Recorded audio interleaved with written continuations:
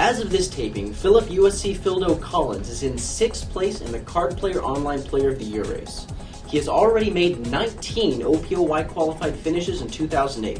He kicked the year off by taking down the 1K Monday on Full Tilt, earning nearly $70,000. The score he earned the most OPOY points for was for when he took down the Sunday Second Chance on PokerStars, defeating 1,367 entrants to pocket more than $48,000. All said, he has more than $313,000 in tournament cashes this year from OPOY qualified finishes alone. We have Phil here in the studio to talk about his recent success and his plans for the World Series at hand. All right, so thank you very much for joining us today, Phil. Thanks for having me. So first off, we just kind of need to clear the air. Phil Collins, no relation, but definitely inspiration, right? Yeah, I think my parents were just cruel whenever they were naming me. My mom said that she knew of the guy, like she knew Phil Collins was a singer, but she figured that he wouldn't be famous much longer and that it wouldn't matter. Then, of course, he just blew up and went solo. So I get it a lot, but I don't mind. So you're kind of going along with the joke at least. Yeah, I mean, I like his music, so I won't complain. If my name was, I don't know, something terrible like Barry Manilow. Yeah, that would be a little bit frustrating. I don't know, but I like his stuff. So. Okay. Well, you have a lot of results, especially recently. How often do you play online? When I first started really grinding to like make money professionally, it started after I graduated from South Carolina last summer in May or so, and I was playing around 30 tournaments a day, at least 6 days a week. I would go for stretches of like 15 or so days where I play every day, like 30 plus tournaments a day. And that's what helped me build my bankroll and really start to improve my game. Lately, though, I've really decreased my volume because I really want to be able to focus more on the bigger tournaments. If I'm playing like a 1K Monday, it's just not worth my time to be in like a 50 freeze-out at the same time because I really don't care to pay attention to that tournament. So if I'm not going to play my best, I'm not going to play it. I think that's really helped me like plug even more leaks that I might have had. It's hard for me to improve my game if I'm playing a 50 freeze-out, but in a 1K I can really get in a lot of spots that make me think and get better. Okay. Well, how did you get to the point where you had reached critical mass as far as your bankroll is concerned? Like, how did you get to the point where you could play pretty much anything that you wanted? Right. That pretty much happened when I won the 1K Monday in January for 70K. I had satellited in for $100. My bankroll was maybe around 12,000 or so at the time. Grinding a lot of 24 plus 2s and stuff on Full Tilt and even 10 rebuys and stuff on Stars. And then I won my seat to that. I think I was probably plus EV in the tournament, and I was one of the better players, but I just didn't have the roll for it. So I let myself satellite in, and I luck boxed for the win. It was the first time I'd ever even cashed the tournament, but I ran really well. And I sucked out interventions aces with ace queen. So easy game. Easy game. After I got that score, I was able to play like the 100 rebuy and stuff regularly. And I've had success, but before that I just didn't have the roll to ever play like the bigger stakes that I wanted. But after that, I've pretty much been able to play whatever I wanted. Well, so for rebuys, for instance, what kind of bankroll do you suggest? I'm fine if anybody wants to take a shot. I took shots myself. Like the 1K Monday was me kind of taking a shot. If you can satellite in, definitely do that. Like if you want to play a 1K and you can afford to play a $100 satellite, then that's fine. But for 100 rebuy, I played it maybe 10 times before this January, just because I didn't want to overextend myself. But I also wanted to see how good I was and use that opportunity to like improve. So it's a mixed bag. I wouldn't play it regularly unless I had at least 40 or 50,000. Okay. So you were playing with a 12K roll, the $100 rebuy. Like, were you limiting how many rebuys you would make? I would get really flustered every time I had to rebuy. And I remember the first time I played it, I saw two names that I recognized, Wes Minlow and AA and Johnny Backs go all in, and I had 9s. And I was like, I know that they're good players and they probably want to gamble. So I'll call, and sure enough, they had like 3, 4, and like 6s, and I held. I was like, oh my gosh, I'm going to win my first 100 rebuy. And then I proceeded to bust like right after the rebuy hour. Well, what were you doing before poker?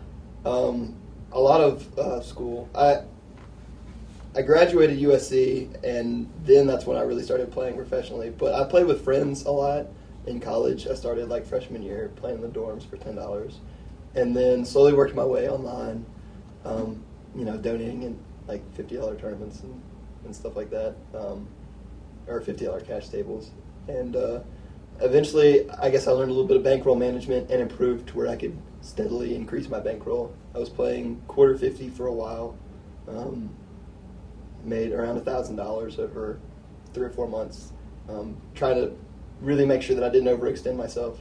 And after I graduated USC, I was on the wait list for the law school there. And instead of getting my summer job at a restaurant or something, I figured I would see if I could just play online instead, and took off and haven't looked back.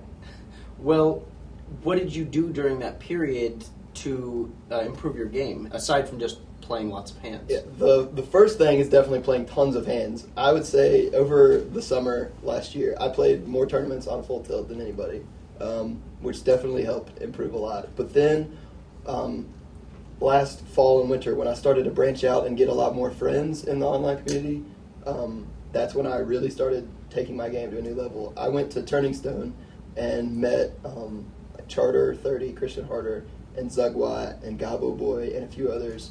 And watching them play, we were all in the same room playing, and listening to them talk. They taught me a lot of concepts that I'd never heard of.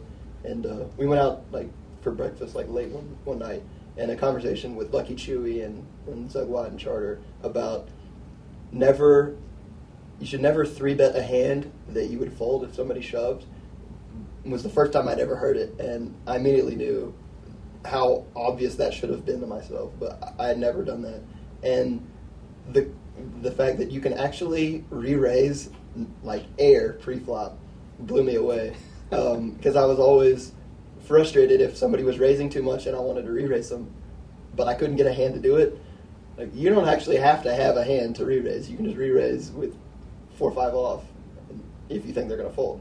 And once I learned those, the real way to 3-bet correctly, that's when I started having a lot better results. Okay. Well, those are some leaks that you had plugged early on in your career. Have there been any leaks that you plugged recently in your game? Somewhat. I'm getting a little bit better in playing flops more. I think that's the biggest area that I need to improve on. Flops, turns, and rivers with deep stacked play.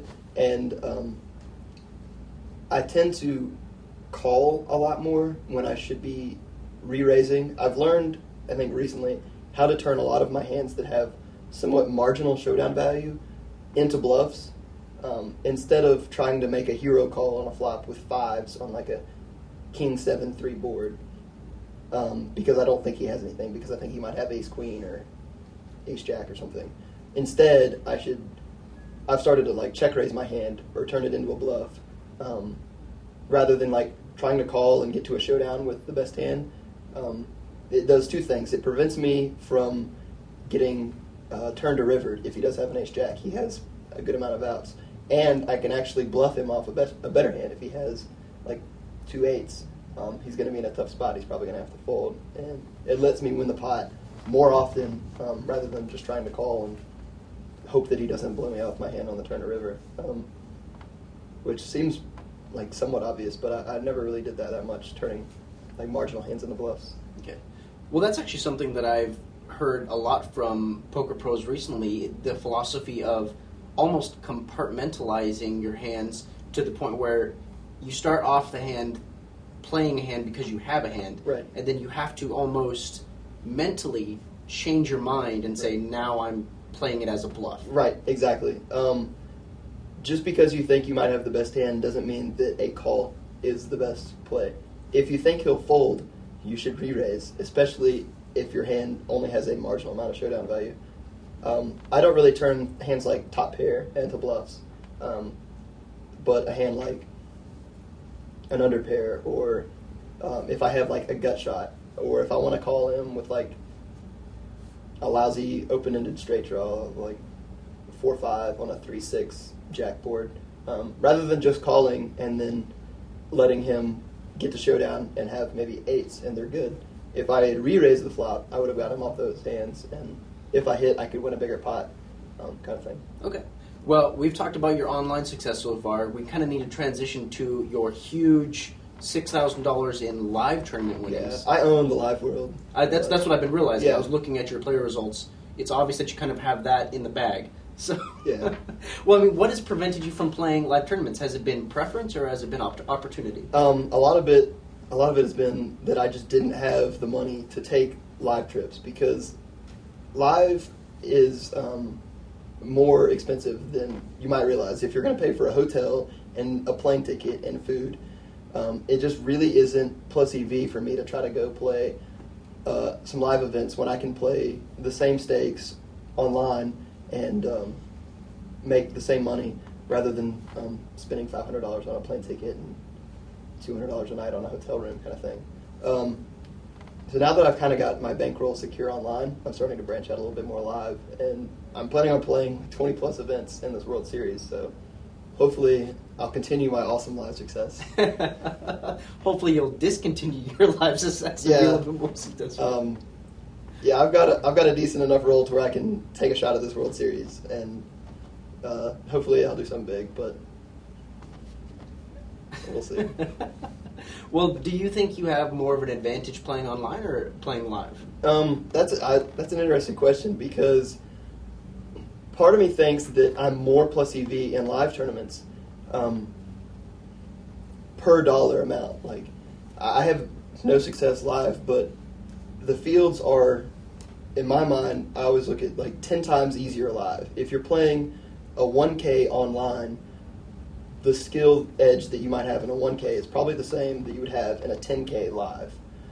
So, like a $50 tournament online kind of plays like a $500 tournament live. If you have the money to play live, they're just so much worse at higher stakes. A 1K is like the biggest you'll ever play online, or like a 100 rebuy kind of thing. But live, that's a decent sized tournament, and the fields are horrible.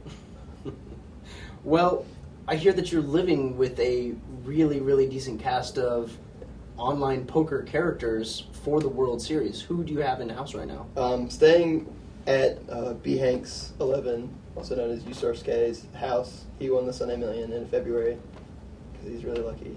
And and that's the only reason, probably. Pretty much. He's not very good at all. I'm just kidding. He's really good, and he's mad at me. We're saying this, of course, because he's in the room. Because he's standing on it. And he's flipping you the bird.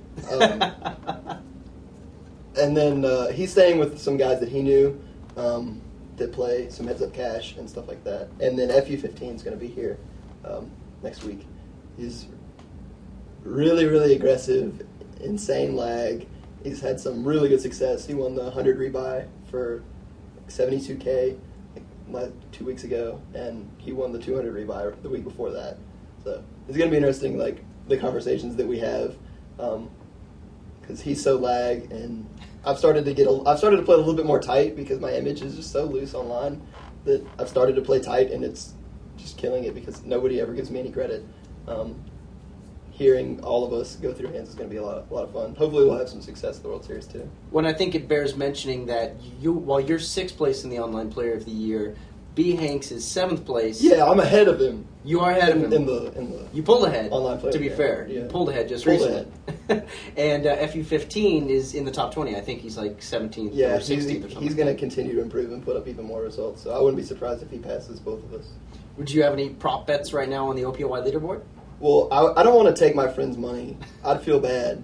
But I'd be willing to do maybe something small for fun. I have a couple of prop bets. I have a prop bet with Ghetto Fabulous right now. That is Malicious 222 on Stars for who can win the most 100 rebuys this year. Just $1,000 bet, but the loser has to change their avatar on Stars to whatever the winner chooses. So that will be fun.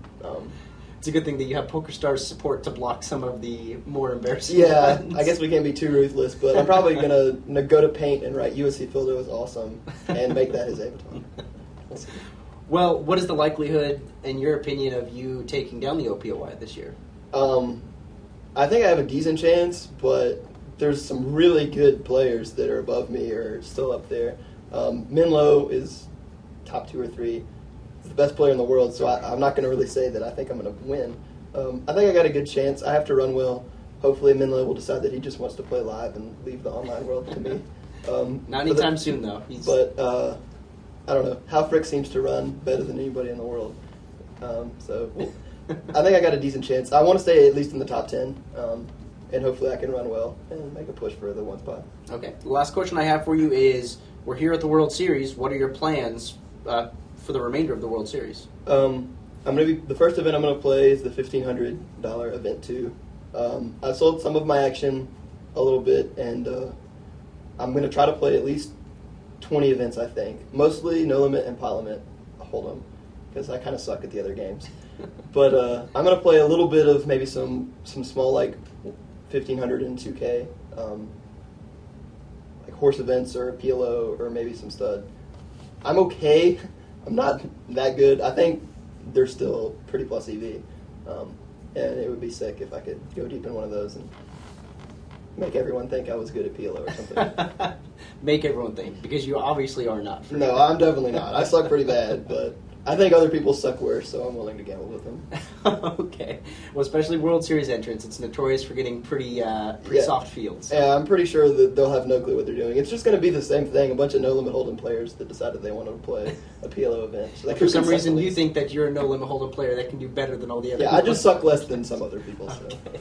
Well, I really appreciate you coming in today. Thank you very much. Thanks for having me. And thank you guys for watching the Online Zone on Card Player TV.